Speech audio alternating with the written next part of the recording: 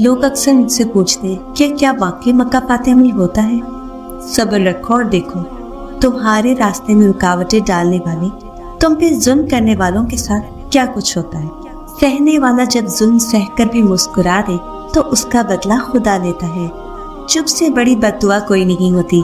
जब बंदा बोलता है तो कुदरत खामोश रहती है, और जब बंदा खामोश हो जाता है तो कुदरत इंतकाम लेती है, और उसका इंतकाम बहुत बुरा होता है। खुदा किसी की जरा भी हक तलफी नहीं करता, और अगर नेकी की होगी तो उसको दो चंद कर देगा और अपने हाथ से अजरे अजीम बख्शेगा। हम रोज गुनाह करते हैं, वो छुपाता है अपनी रहमत से। हम मजबूर अपनी आदत से, वो मशहूर अपनी रहमत से। हजरत अली रज़ी अल्लाह तआला अन्हु फरमाते हैं, जो जुल्म के जरिए इज्जत चाहता है अल्लाह उसे इंसाफ के जरिए जलील करता है। सूरत मुल्क में अल्लाह पाक फरमाता है, क्या तुम इस बात से बेखौफ हो गए हो कि वो ज़ात जो आसमान में है वो तुम्हें जमीन में धंसा दे तो वो अचानक लर्जने लगी। क्या तुम इस बात से बेखौफ हो गए हो कि आसमान वाला तुम पर पत्थर बरसाने वाली हवा भेज दे तो फिर तुम्हें मालूम हो जाएगा कि मेरा डराना कैसा था, और उनसे पहले के लोगों ने भी झुठलाया था। तो कैसी थी मेरी पकड़, क्या ये देखते नहीं? अपने उड़ने वाले परिंदों को पर फैलाते और सिकड़ते उन्हें गिरने से नहीं थाम रखा, सिवाय रहमान के। बेशक हर चीज उसकी निगाह में है। याद रखिए, मौत किसी को मोहलत नहीं देती, ना तौबा की ना नमाज की। अभी सांसें चल रही है, तौबा की मोहलत दी जा रही है। खुदारा रब की बारगाह में अपने गुनाहों पर नादिम हो जाएंगे। सच्ची तौबा करें, फिर ऐसा ना हो कि जिंदगी की किताब बंद हो जाए। मगर तुम जानते ही कब हो कि अल्लाह की लाठी बेआवाज होती है। जानते होते तो किसी की आंखों में आंसू नहीं देते। किसी की राह में नाहक मुश्किलात पैदा करने से पहले सोच लें कि आप उसकी तो सिर्फ दुनिया खराब कर रहे हैं, लेकिन अपनी आखिरत तबाह कर रहे हैं। बच्चा बड़ा होकर समझ जाता है कि अब्बा की पाबंदियां ठीक थीं, और बंदा मरने के बाद समझ जाएगा कि इसके रब की पाबंदियां भी ठीक थीं। दुख चले जाने का नहीं है, ना ही मौत का खौफ है। डर तो उस रब के हुजूर पेशी का है, मुनकर नकीर के सवालात का है, कब्र की पहली रात का है। हमारी रूह के लिए उस रोज अगर आसमान के दरवाजे बंद कर दिए गए, हमें धुतकार दिया गया वहां से, तो क्या करेंगे? सोच कर ये दिल बंद होता है। वल्लाह अभी मोहलत मिली हुई है, 4 दिन की तो तैयारी कीजिए। सूरत नहल में अल्लाह पाक फरमाता है, अगर लोगों के गुनाह पर अल्लाह ताला उनकी गिरफ्त करता तो रोए जमीन पर एक जानदार बाकी न रहता। वो तो उन्हें एक वक्त मुकर्ररा तक ढील देता है। जब इनका वो वक्त आ जाता है तो वो एक साथ न पीछे रह सकते हैं और न आगे बढ़ सकते हैं। कल फुर्सत ना मिली तो क्या करोगे? इतनी मोहलत ना मिली तो क्या करोगे?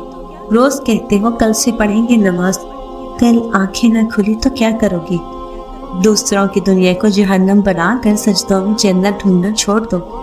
अल्लाह जालिम को एक हद तक ढील देता है, और जालिम समझते हैं उन्हें दुनिया की बादशाहत मुयस्सर आती है।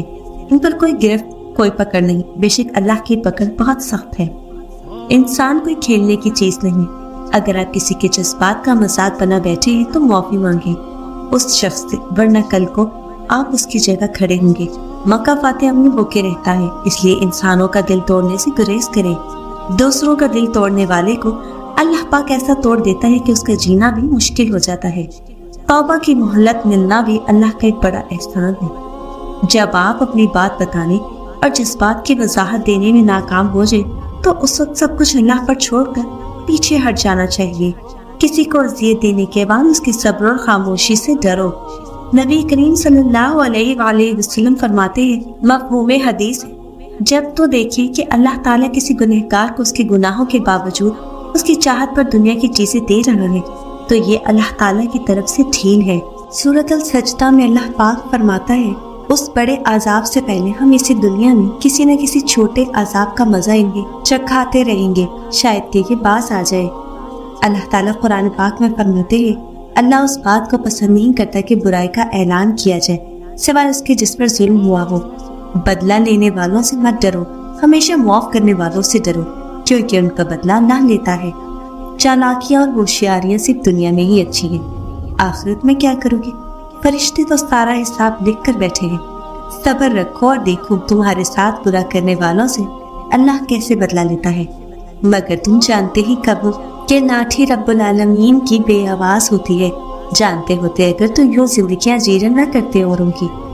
سہنے والا جب ظلم سہ کر بھی مسکرا دے تو اس کا بدلہ خدا لیتا ہے۔ انسان کو کچھ ایسے اعمال کرنے چاہیے جنہیں کوئی نہ جانتا، جیسے پوشیدہ صدقہ، رات کی نماز، خوف الہی سے گرنے والے آنسو، استغفار، ذکر و اذکار، تسبیح و تحلیل وغیرہ، اس لیے کہ جس طرح پوشیدہ گناہ انسان کے لیے ہلاکت اور تباہی کا سبب بنتے ہیں، اسی طرح پوشیدہ نیکیاں نجات کا باعث ہوتی ہیں۔ زندگی کے سفر میں روز کچھ نیا سیکھنے کو مل رہا ہے۔